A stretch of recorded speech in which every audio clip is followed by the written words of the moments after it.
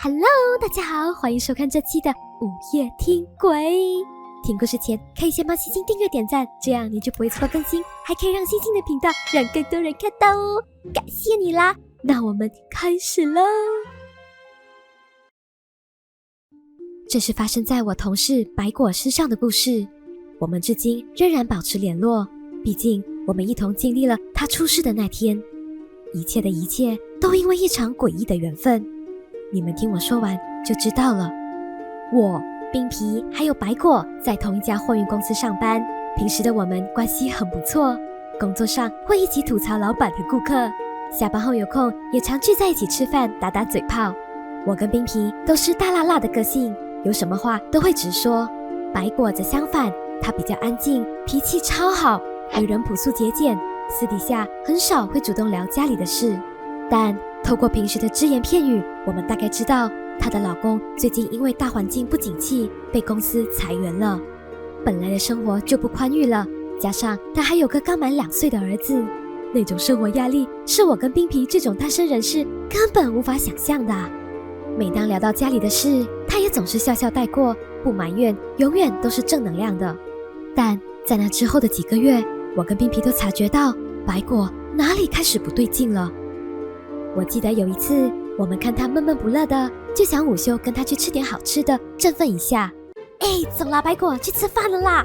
今天就吃你最爱的那间猪脚饭，怎么样？老娘今天心情好，这餐我请哦。但是白果像没听见一样，眼睛还在直直盯着电脑荧幕。冰皮也察觉到了异样，就凑了过去。白果，怎么啦？在发呆哦？不要烦我，我不吃这些。当下我跟冰皮听到后觉得非常的莫名其妙，想说他今天是怎样啊？早上来到公司都已经不理我们了是来大姨妈哦？有必要这么冷漠，这么不耐烦吗？要是平时他一听到吃猪脚饭还有人请客，早就一脸偷笑，然后立马屁颠的就跟着我们走了。那要不要我们帮你打包点吃的？你们耳聋吗？不要烦我！听到这样的回复，我跟冰皮整个超尴尬的。原来热脸贴冷屁股是这样的感觉啊！之后我们只能默默缩回去，不敢再打扰他了。然而让人费解的是，隔天他在见到我们，却像完全失忆了一样，笑嘻嘻的主动过来搭话，好像昨天什么都没发生过。我们也不敢提，只能自我安慰，大概这段时间他的压力真的很大吧。但是奇怪的是还不止那一次。有天下班前，我尿急去上厕所，厕所在办公室一个比较偏僻的角落，走到尽头转左，厕所就在一道隔墙的后面。当我来到隔墙边时，就看到白果正背对着我，静静地站在走廊前方的镜子前，正要开口跟他打招呼，我的双脚却下意识地停住了，因为我看到白果竟然在擦口红。要知道，白果是那种连防晒都懒得涂的人，更别说是要化妆打扮了。我好奇地看着他，只见他把一圈深红色的口红擦上嘴唇，又用手掌用力地抹掉，然后再擦再抹，一遍又一遍的，嘴唇周围和手掌都蹭得红了一片。我继续在他身后不远处看着他，突然就感觉毛骨悚然，他完全没有察觉到我的存在，仿佛我是透明的。莫名的恐惧让我往后退了几步，连刚刚的尿意都消失了。就在这时，他突然停下来，透过镜子慢慢地看向了我。那一秒，我的心脏几乎漏跳一拍，因为我看到他的眼睛是上吊着的，嘴巴微微张开，手里还握着那支口红，一动不动地看着镜子里的我。白果，你……西西，你站在这里干嘛？不是要上厕所？冰皮不知道什么时候走了过来，吓了我一跳。等我再看向镜子，白果已经洗好手，默默从我和冰皮的身边走过去，像什么都没发生一样。西西，你不觉得白果真的怪怪的吗？他怎么又不理我们啦？在那之后，我们每次要找白果说话之前，都会先观察一下他当天的状态，超怕他又会把我们当成空气。不过说来也奇怪，就在我们整天都如履薄冰的时候，他他又会突然跟什么都没发生过一样，笑着主动来找我们搭话。怎么啦？今天舍得来找我们了哈？你们干嘛啦？怎么突然这样阴阳怪气的？我是哪天不理你们了吗？有啊，你最近都怪怪的。跟你们说一件事吼，你们一定会吓到的啦。你又干嘛？不要吓我们啦！跟你们说，我辞职了啦，就做到这个月完喽。啊，你辞职了？你这个死没义气的，怎么不早点跟我们说啊？对啊，怎么那么突然啊？今天都28号了诶，都没剩几天了啦。哎呀，明天刚好礼拜五，要不我们下班后一起去吃一顿，庆祝我进入下一个坑吧。真是服了你了，明天你请客，不然我不去哦。怎么可以突然离职啦？嘿嘿嘿，七星请客的话，那我也去哦。那肯定的啊，明天都算我的啦。然而到了隔天，哎，西西，你有信息白果吗？他今天怎么没来上班啊？白果不是那种会无故失踪的人，想到这几个月他的种种异常，我的心里隐隐有点不安，于是马上连发了几条讯息过去，1封、2封、3封，全是不读不回。我试着说服自己，也许是他家里临时有事，也许只是身体不舒服，没什么大不了的。那天下班后，我跟冰皮还是照约定去吃喝了一番，期间我们不免也聊到了白果的情况，我就把那天看到白果在厕所外擦口红的事说了出来。哈？眼睛上吊？你不会是看错了吧？都叫你少看那种灵异影片了咯，你看你都看出幻觉了啦。哎呦，真的不是啦，你当时看到就不会这样说了，真的是吓死我了。而且他没事擦什么口红啊，还是快下班的时候。你管那么多干嘛？可能她下班要跟老公去约会呢。还是担心的话，我们等下过去她家看看。于是吃饱饭后，差不多晚上8点多，我们打包了些食物就去找白果了。但谁都没想到，等着我们的会是让人胆战心惊的夜晚。发生什么事了？当我们来到白果的公寓家门前时，就听到里面传来摔东西和女生嘶吼的声音，把我跟冰皮吓到愣在了门口。走廊上的一些邻居也已经被惊动到出来查看了。这家人最近常常摔东西，今天好像又更严重了。这时我突然回过神，白果，是我跟冰皮啊，你还好吗？突然门被打开了，而开门的是白果的老公，他一脸惊恐的站在门边看着我们，怀里还抱着一个正在哭闹的小男孩。白果在哪里？顺着他的目光往屋内望去，我跟冰皮就僵住了。客厅中央正跪着一个人，那个人披头散发的，双手歇斯底里的一下又一下的捶着地面，嘴里还发出可怕的低吼声。他好像非常的愤怒，似乎到了忍无可忍的地步。家里四周凌乱不堪，桌上的东西被扫落一地，空气里还弥漫着一股浓烈刺鼻的香水味和无法言说的诡异气息。那个人这时转过头来看向了我跟冰皮，我认得那张已经失去了血色的脸，那双凶狠的眼神，我已经不认得了。那个人是白果。就在我跟冰皮还在惊恐的同时，白果慢慢站了起来，脸上刚刚还很狰狞的表情一下子就变了。星星，冰皮，救我！救我！是的，白果突然哭了起来，并且边哭边朝我们的方向走过来。他到底是遭遇什么了？怎么会变得这么狼狈呢？他越走越靠近，身上那股刺鼻的香水味也越来越浓。正当我跟冰皮本能的想上前安抚他时，他竟然突然转身，伸手掐住了她老公的脖子。在场的人看到这一幕，差点就被吓死了。我说过我不要结婚的，我要离婚，我要离婚！为什么你们都要逼我？为什么就不肯放过我？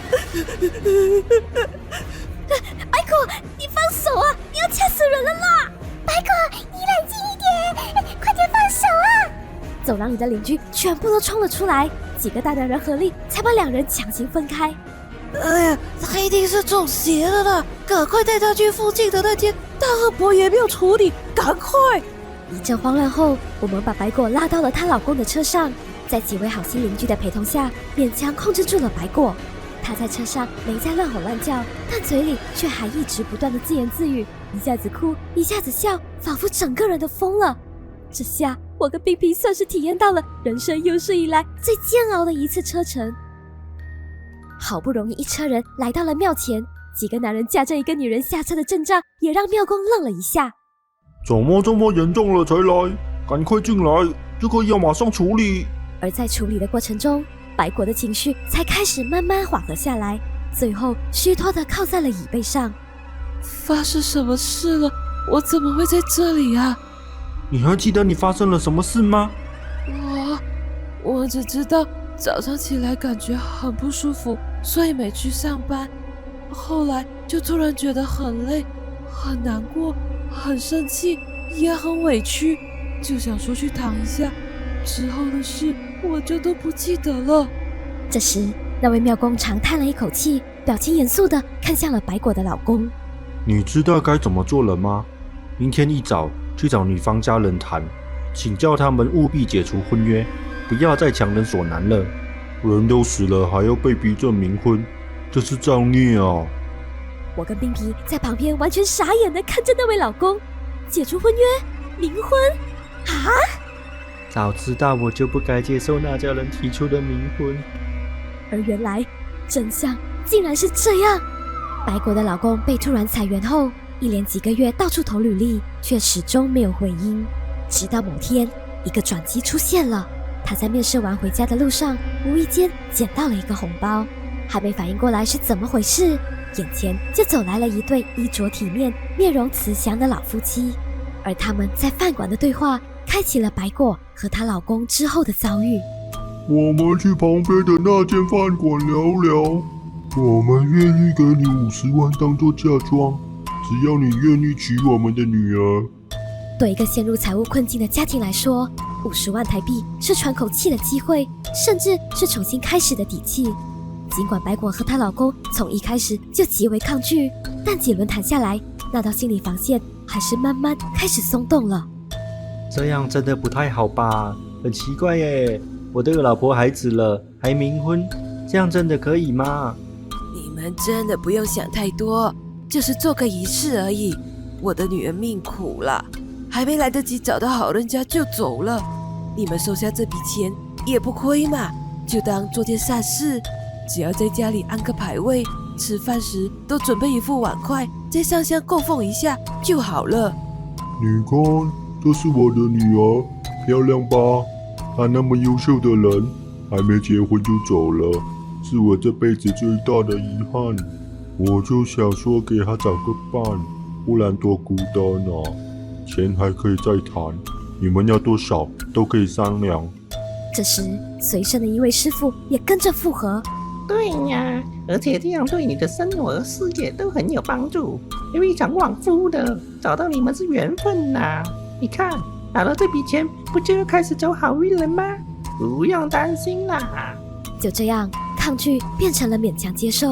可他们不知道的是，白果的老公是同意了，但那位已经过世的女孩到底同不同意呢？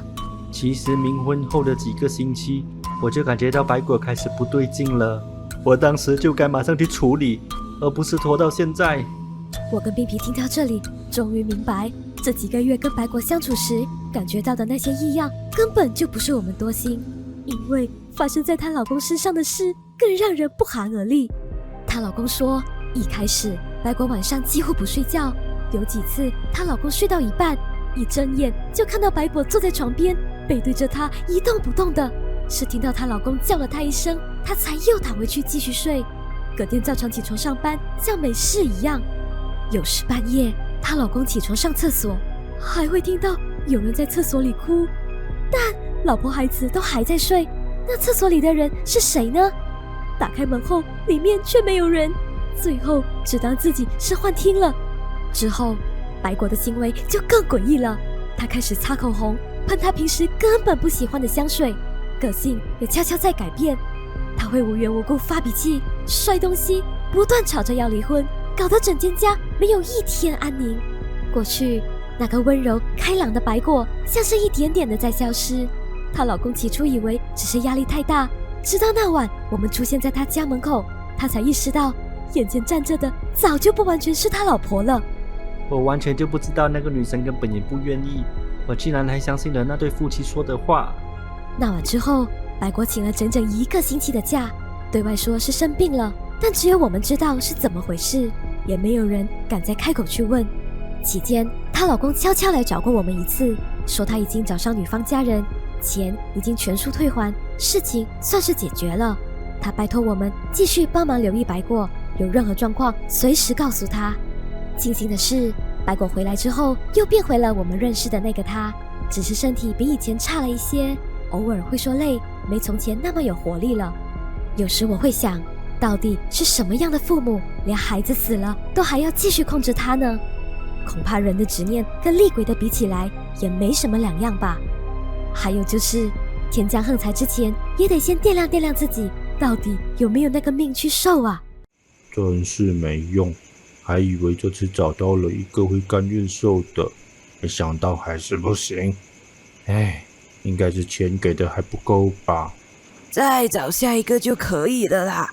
缺钱的人到处都是，反正总会遇到一个妹妹喜欢的，她就是没遇到喜欢的才会一直闹啦。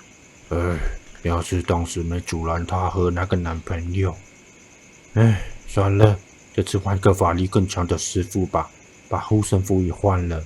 我就怕妹妹不开心，又会来搞我们。那是我们的女儿呢，你有什么好怕的啦？以前就是你太放纵她，让她过得太自由了啦，才一直不肯结婚。现在可不行这个婚死了都得结啦。于是，一个新的红包又悄悄出现在了下一个路口，等着下一个走投无路的人。怎么样？大家喜欢今天的故事吗？很感谢你们看到这边哦，喜欢的话一定要帮星星订阅点赞，或者加入会员小小的支持星星哦。我跟饭团就先谢谢你们了。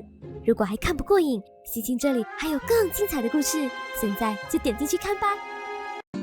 最后，各位加入灵性鬼探社的社员们，干部阿燕、阿燕、雷克斯、Jean、Clay、L， 谢谢你们的支持哦，特别是荣誉社长陈伟志和 Nicolife 喵太，感谢你们啦！